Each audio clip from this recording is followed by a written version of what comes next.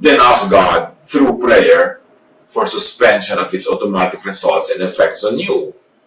James 2:17, in the same way, faith by itself, if it is not accompanied by action, is dead.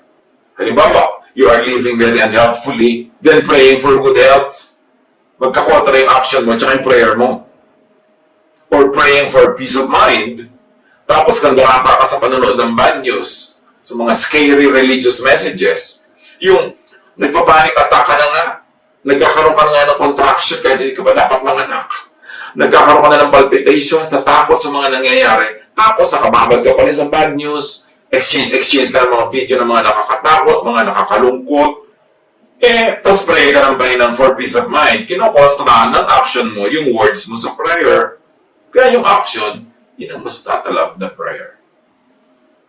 Yung may mga ipapadala sa'yo ng video, ang lungkot-lungkot ng buhay ng frontliner na ito. Bakit mo pa babasahin? Alam na natin generally na malungkot, tabungan natin sila sa magagawa natin. Pero bakit kailangan ko pang isa-isahin lahat ng lungkot at hirap niya? Ang ending, nagpanik-attack ako, ninervyos ako, natakot ako, nakatulong ba yun? Tapos magpe-pray ako, Diyos ko, bigyan niyo po ako ng kapayapaan, ng katahimikan. Paano ka makakahimik? Kung yung ginagawa mo, nag-i-invite ka ng gulo sa loob ng iyong brain. Ganyan din yung patahimikin niyo po ang aming pamilya, magkaroon kami ng peaceful family. Tapos awayan kayo ng awayan, wala kayong bigayan, wala kayong pasensyahan. Tapos pray kayo ng pray. Yung action nyo, yun ang louder prayer.